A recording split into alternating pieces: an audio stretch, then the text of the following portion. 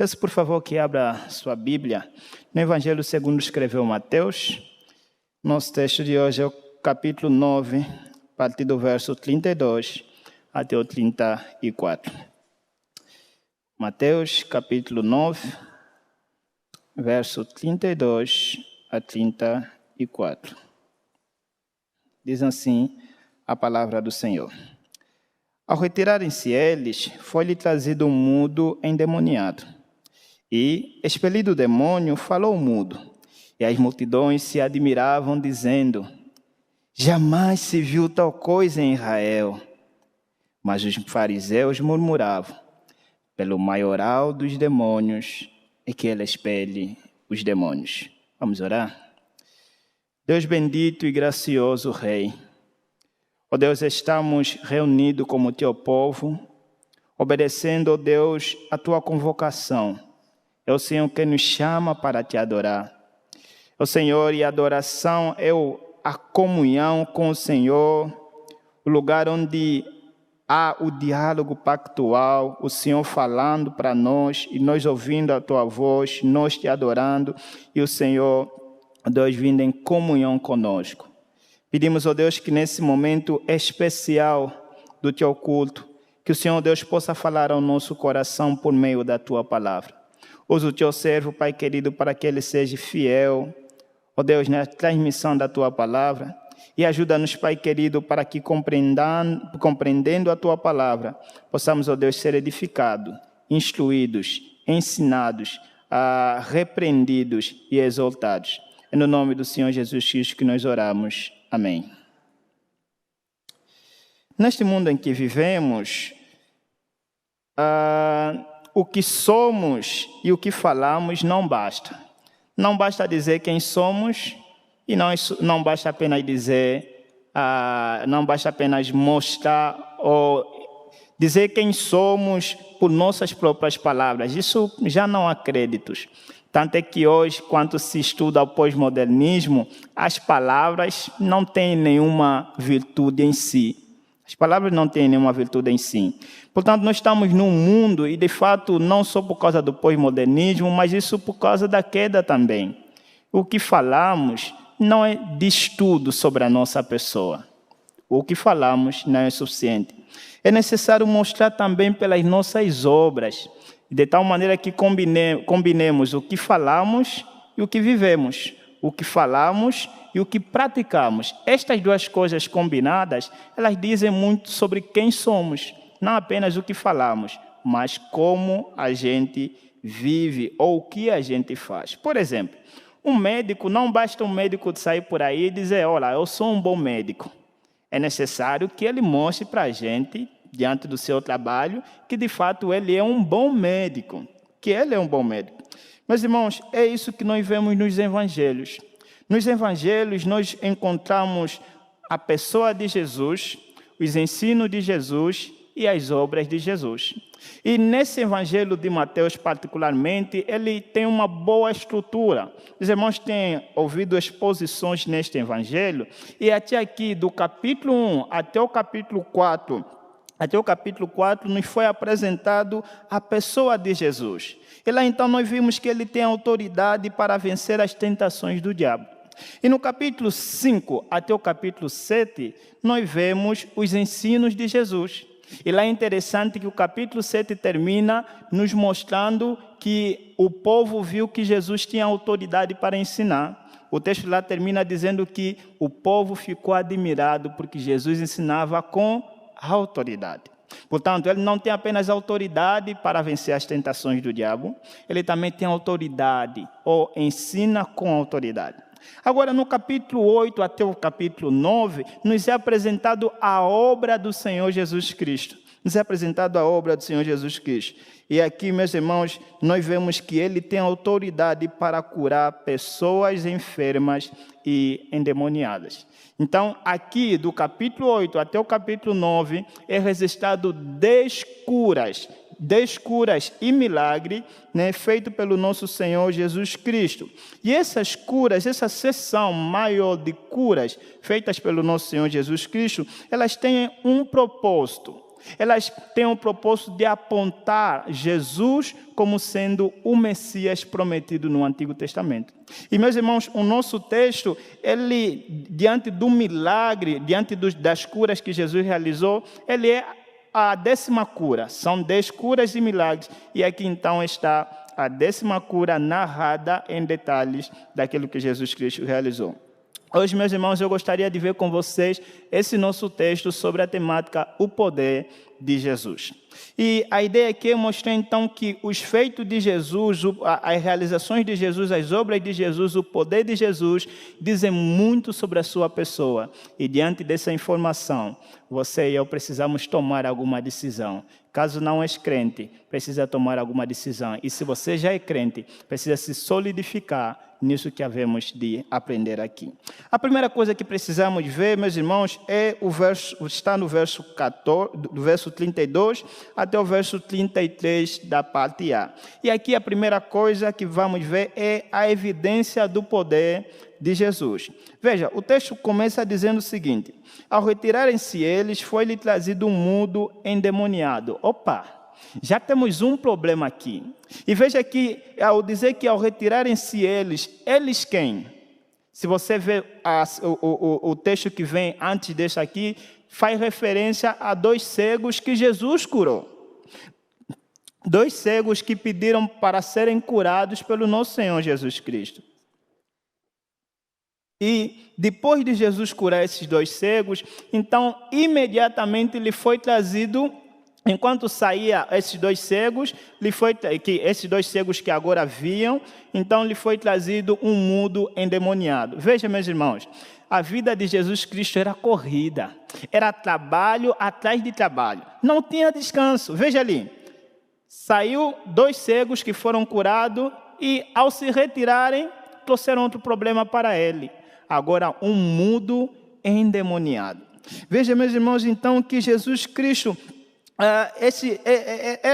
a sua atividade, a sua vida era assim, muito corrida, muito que ele fazia, tanto de ensinar como nas realizações de cura. Meus irmãos, Mateus ele faz uma distinção, geralmente Mateus faz uma distinção entre uma pessoa endemoniada e uma pessoa com deficiência física. Mas aqui, ao apresentar que esse aqui era um mudo endemoniado, então ele está querendo nos ensinar alguma coisa, que a possessão demoníaca resultou na mudez deste homem, resultou na perda de fala deste homem. Tanto é que vamos ver daqui a nada que Jesus ao curar este homem, o homem então passa a falar. Então o homem estava possesso de demônio e por isso essa possessão resultou na perda da habilidade de falar. Meus irmãos, você consegue imaginar esse homem endemoniado dia e noite sendo atormentado pelo espírito maligno? Nos evangelhos, as operações demoníacas, as operações malignas, elas são diferentes sobre as pessoas que elas entram. Algumas pessoas, alguns endemoniados eram levados pelo demônio a se lançarem no fogo, outros eram levados a se lançar na água e outros eram levados a se automutilar como o demônio de Gadareno, como os demônios da cidade de Gadara. Então, essas pessoas sofriam bastante, não só traziam mal para a sociedade, não só eram mal para a sociedade, mas eram mal para si mesmo. E muitas das vezes a gente apenas está acostumado a olhar para o mal que esse endemoniado pode trazer para as pessoas ao redor ou para a sociedade. E não paramos para pensar muitas das vezes do mal que ele traz para si mesmo. Então veja essa pessoa endemoniada, fazendo mal para as pessoas e fazendo mal para si mesmo. Mas uma coisa interessante, meus irmãos, é que este endemoniado não poderia falar. Então se ele sofria, ele não poderia falar. Por quê? Porque ele estava mudo. Veja, sofrendo no silêncio, não podendo falar do que sente, do quanto tem sofrido por causa do espírito maligno que estava sobre ele. Dá para imaginar neste homem sofrendo, calado, não podendo falar. No entanto, ouvindo a fama de Jesus que se espalhava por toda a terra, então algumas pessoas trouxeram esse endemoniado para Jesus. Não sabemos quem o trouxe, se é sua família, amigos ou conhecido. E não sabemos quantas pessoas o trouxeram. Mas por causa da atividade ferronha de demônios que nós encontramos nas Escrituras, é possível que seja então mais de uma pessoa que levaram esse mudo endemoniado para o Senhor Jesus Cristo. Então, tendo trazido ele para Jesus Cristo, eles colocaram ele diante de Jesus para ver se Jesus poderia libertar este homem. Por quê? Porque ninguém poderia fazer isso. Ninguém conseguia libertar este homem, ninguém conseguia tirar o espírito maligno deste homem, dentro deste homem. Então colocaram diante de Jesus Cristo. E aí? O que você acha? Será que Jesus vai libertar este homem? Será que Jesus, que ensina com autoridade, tem autoridade para libertar homens endemoniados? Será que esse Jesus que acalma a tempestade, multiplica pães e peixes e anda sobre o mar, tem poder para libertar o homem que está endemoniado? Vamos lá ver o versículo 33, a solução deste problema aqui. E expelido o demônio, falou o mudo. Veja, Jesus libertou este homem. Jesus expulsou o demônio neste mesmo homem. Expelido o demônio, falou o mudo. Ou seja, então, ao ver que, ao ser libertado do espírito maligno dentro dele, este homem falou, o que implica dizer, então, que ele estava mudo como consequência da possessão demoníaca. Mas o que nos chama a atenção, meus irmãos, não é meramente o homem. O que nos chama a atenção é Jesus. Aqui o centro do texto é Jesus, é o que Jesus está a fazer, e o que Jesus está a fazer diz muito sobre a sua pessoa. Veja, expelido o demônio, falou o mudo. Calma aí, tão fácil assim? Tão fácil assim? Apenas Jesus expulsou o demônio e o demônio saiu. O demônio não reivindicou, não lutou, não brigou. Apenas expulsou e ele saiu. De fato, meus irmãos, foi tão fácil assim como está aqui registrado. De maneira simples, Jesus expulsou o demônio e ele saiu. Meus irmãos, isso aqui aponta para o poder de Jesus. Aponta para a autoridade que Jesus tem sobre todos. Jesus não apenas tinha autoridade para vencer as tentações de Satanás.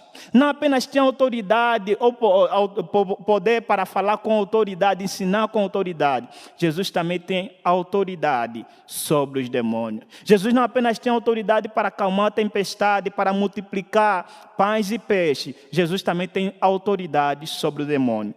Expelido o demônio, expulsando o demônio, falou o mudo. Eis aqui o nosso Senhor que tem autoridade sobre os espíritos malignos. E é isso que o nosso texto vai nos ensinar. Meus irmãos, isso mostra muito sobre quem Jesus de fato é. Isso mostra sobre a pessoa do nosso Senhor Jesus Cristo. Até aqui, Mateus está construindo uma narrativa, e a ideia de Mateus é mostrar que Jesus é o Messias que foi prometido no Antigo Testamento. E então aqui nós vemos Jesus Cristo realizando estas coisas, e diz muito sobre a pessoa do nosso Senhor Jesus Cristo. A libertação do homem endemoniado evidenciava que Jesus tinha autoridade sobre os demônios. Isso certamente diz muito sobre o que ele é, pois o que faz diz muito sobre o que fazemos, diz muito sobre o que nós somos. Quem Jesus é? Até aqui, meus irmãos, para além dele poder vencer as tentações do diabo, para além dele ensinar com autoridade, ele também tem poder para expulsar os demônios, libertando assim os homens assolados por ele. Veja, meus irmãos, a libertação deste mundo endemoniado, ela causou duas reações diante do povo que estava ali. Jesus libertou este homem e esta libertação trouxe reações diferentes. Isso aqui nós vemos no versículo 33, da parte B até o 34. Vemos agora então as reações ao poder de Jesus. Foram duas reações, meus irmãos, entre o povo: as das multidões e a dos fariseus. As multidões, ao verem que Jesus fez o mudo, Jesus expulsou o demônio neste homem aqui, de tal maneira que o mudo passou a falar e passou então a estar em seu estado, normal. A multidão então ela ficou admirada. Veja o que está escrito ali. E as multidões se maravilhavam, dizendo: jamais se viu tal coisa em Israel. Esta é a admiração do povo. O povo ficou admirado com o que Jesus havia feito. Mas veja, esta admiração aqui nos diz muito sobre este mesmo povo.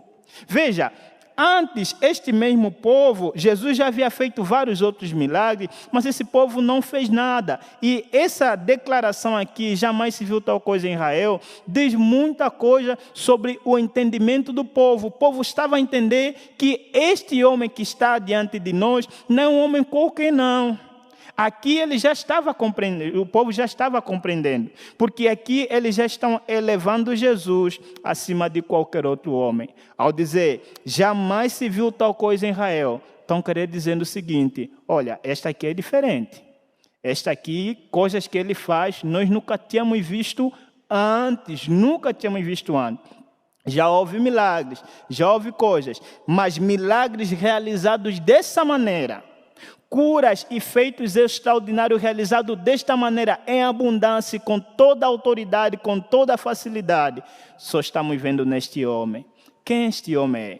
Se você dá uma olhada no capítulo 8, no capítulo 9,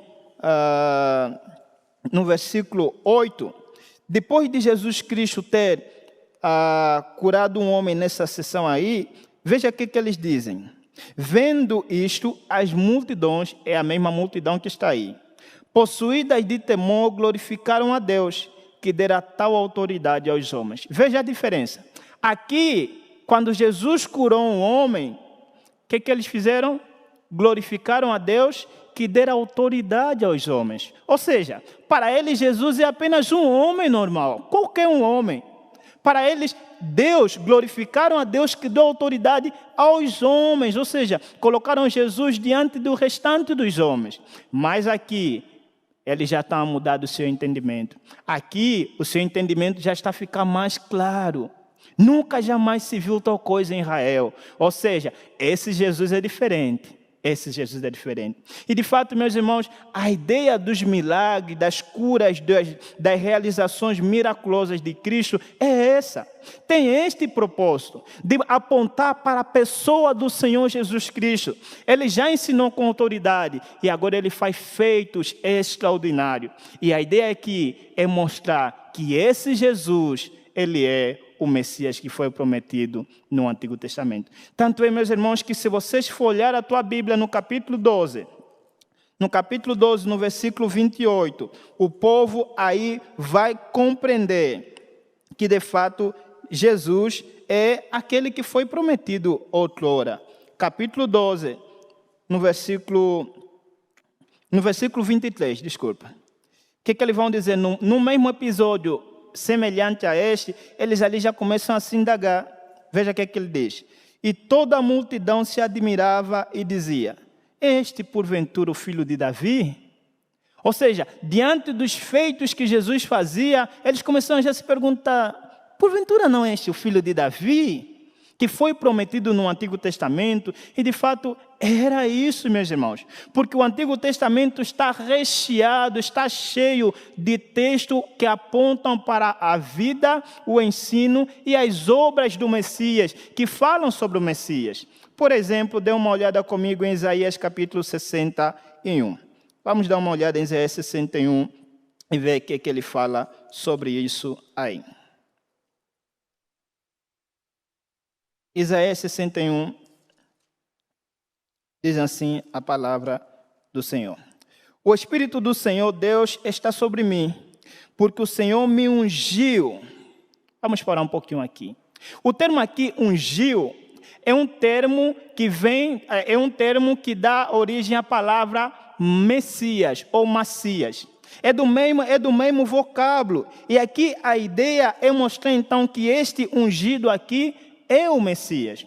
O Senhor me ungiu, ou seja, eu sou ungido. E Messias significa isso, ungido, aquele que foi ungido por Deus. O Senhor me ungiu para quê? Para pregar as boas novas aos quebrantados, enviou-me a curar os quebrantados de coração, a proclamar libertação aos cativos e a pôr em liberdades os algemados. Veja, e a pregoar o ano aceitável do Senhor e o dia da vingança do nosso Deus, a consolar os que choram. Veja aqui a obra descrita daquilo que o Messias faria. Veja, este ungido foi ungido, este homem aqui foi ungido para fazer estas coisas. E dentre estas coisas aqui, nós vemos no nosso texto isso, a proclamar libertação aos cativos, a dar liberdade àqueles que estavam algemados. Eis aqui o Messias. E eles já estavam a compreender que este homem não é qualquer um homem, este é um homem diferente. Este é diferente dos demais. Mas, meus irmãos, não basta apenas admirar. Até aqui a admiração já está boa. Até aqui eles já estão compreendendo. Mas a admiração não é para sempre. Nós não seremos salvos por admirar Jesus. Nós seremos salvos por crer nele e o adorar. Então, talvez, meus irmãos, seja alguém, talvez seja o caso também de alguém aqui que admira Jesus, gosta de estar na igreja porque se chamamos de irmãos, cuidamos uns dos outros, mas veja, a admiração não é o suficiente.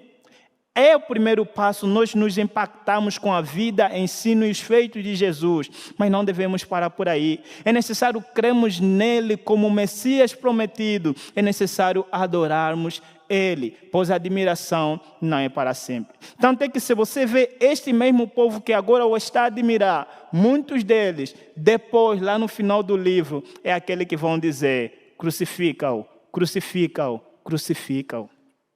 Então o texto está aqui, os feitos de Jesus estão aqui para nos levar a crermos nele, para nos levarmos a adorar a ele e não meramente a admirar. O povo fez bem, já estava abrindo os seus olhos. Calma aí, este homem é diferente. Este homem é diferente. Mais tarde eles indagam, não é este porventura o filho de Davi? Não é este o Messias? E diante dessa admiração eles precisavam dar outro passo, que é crer. E você também, meu caro, você precisa fazer isso. Você, conhecendo os ensinos de Cristo, a pessoa de Cristo e as obras de Cristo, você precisa não apenas admirá-lo, tê-lo como um homem legal, como um homem acima dos outros homens, mas você precisa crer nele como teu Senhor, como teu Salvador. Mas veja, tem esta reação então dos homens, daqui então das multidões. Por outra, nós vemos a segunda admiração. Se por um lado as multidões admiram, por outro lado os fariseus, eles ignoram, eles rejeitam, eles acusam o nosso Senhor Jesus Cristo. Isso nós vemos no versículo 34. Mas os fariseus murmuravam pelo maioral dos demônios e que ele expele os demônios. Opa! Esse mais aqui, que é uma conjunção adversativa, é para contrastar com a reação da multidão. A multidão admirou, mas esses aqui rejeitaram, esses aqui acusaram a Jesus. Veja, não que eles não acreditassem que Jesus realizou este milagre, que Jesus expulsou o demônio neste homem, eles viram isso. Mas veja, eles aqui estavam fazendo tudo por tudo para que o povo não cresce, que este homem que diante de quem estão é o Messias que Deus prometeu no Antigo Testamento. Porque o povo estava a começar a entender. Nunca se viu tal coisa em Israel. E a mensagem do Antigo Testamento é o Messias quem faria tais coisas. E se o homem está fazendo tais coisas, calma aí. Possivelmente esse aqui é o Messias.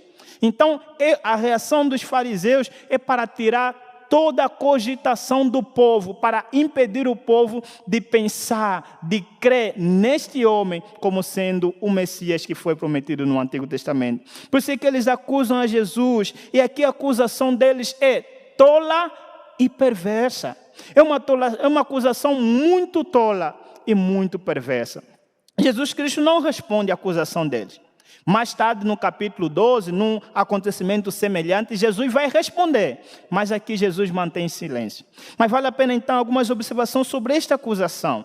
Já dissemos que ela é tola. Tola por quê? Porque como pode um demônio expulsar outro demônio? Como Jesus mais tarde vai dizer para eles. Um demônio não pode expulsar outro demônio.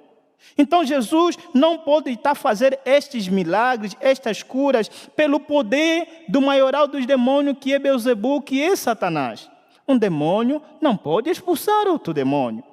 Então é tola. Segundo, é uma acusação perversa. Por quê? Porque ao fazerem isso, eles estão a atribuir as obras do Messias a Satanás. Ao fazerem isso, eles estão a atribuir as obras de Deus ao diabo. E isso é uma acusação perversa. O que mais tarde Jesus Cristo vai chamar de blasfêmia.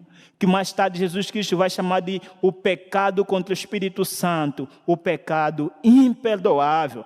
Porque eles viram que Jesus fez sim cura, mas eles estavam a rejeitar os sinais que apontam a Jesus como o Messias prometido no Antigo Testamento. Daí que eles não viram, eles viram, mas eles não queriam aceitar. Eles rejeitaram, eles estavam a rejeitar a Jesus como sendo o Messias prometido no Antigo Testamento. Meus irmãos, muitos de nós, em nosso tempo, muitos também têm agido desse modo aqui. Quantos já ouviram sobre os ensinos de Jesus? Quantos já viram, já leram sobre a pessoa de Jesus? Quantos já ouviram sobre os feitos de Jesus, as obras de Jesus? E quantos até mesmo já testemunharam alguma cura miraculosa em sua família, em sua vida, mas ainda assim continuam céticos, ainda assim continuam incrédulos. Meus irmãos, a palavra de Deus diz pela boca do nosso Senhor Jesus Cristo: estes receberão um maior juízo no dia da condenação. Porque eles viram, mas não creram. Eles puderam ouvir da palavra do Senhor, puderam ouvir que Jesus é o Messias prometido, que foi destinado para a nossa salvação, mas continuaram na sua rebelião, continuaram na sua incredulidade. Meus irmãos, esse texto, ela tem muito para nos ensinar. Diferente dos que os pentecostais e os neopentecostais vão dizer sobre quando usam esses textos, eles vão dizer, por exemplo, que, olha, se tais coisas aconteceram aí, quer dizer que também deve acontecer em nossos dias. Ou seja, se Jesus curou, hoje nós também podemos curar.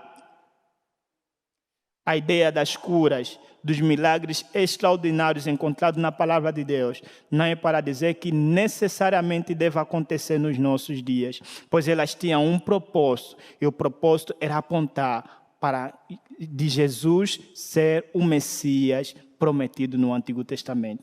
Assim, meus irmãos, se quisermos então olhar aqui para esse texto, devemos entender que sim, hoje sim, Deus continua libertando aqueles que estavam sob o poder de Satanás. E vocês, cada um de nós aqui é prova disso. Efésios capítulo 2, versículo 1 a 3, ele vai dizer que todos nós estávamos sob a influência, sobre o governo de Satanás, mas Cristo nos libertou. Pela morte de Cristo, ao ouvir a palavra de Deus, fomos libertados. E hoje, meus irmãos, a mesma obra continua. As pessoas que estão sob a influência de Satanás, elas são libertadas por ouvirem a palavra de Cristo Jesus. Portanto, a palavra que você prega tem poder. A palavra que você prega é importante para libertar os cativos de Satanás. Mas uma segunda coisa que esse texto vai nos ensinar, meus irmãos, é que, ao contrário do pensamento pentecostais e neopentecostais, esse texto está aqui para nos ensinar da realidade presente do reino de Deus. As curas de Jesus são sinais da presença do reino entre nós. É um anúncio da certeza da consumação do reino. Ela nos ensina a presença do reino entre nós, mas elas também servem de um anúncio da consumação do reino de Deus. Aquilo que na teologia é chamado do já e ainda não. Cristo já trouxe o reino entre nós, mas ainda não consumou. A boa nova desse texto, meus irmãos, é que Cristo veio libertar-nos de todo o mal. O seu reino já veio, mas ainda não foi consumado. Sua primeira vinda inaugurou o reino, e a segunda vinda vai consumar ela. A primeira vinda trouxe libertação do diabo e a esperança de um mundo por vir.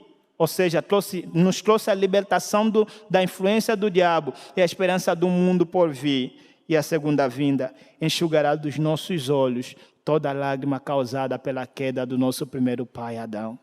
Tendo essas coisas em mente, meus irmãos, sabe como os discípulos de Cristo devem viver sobre esta terra? Sorrindo. Isso mesmo. chorando e sorrindo ao mesmo tempo.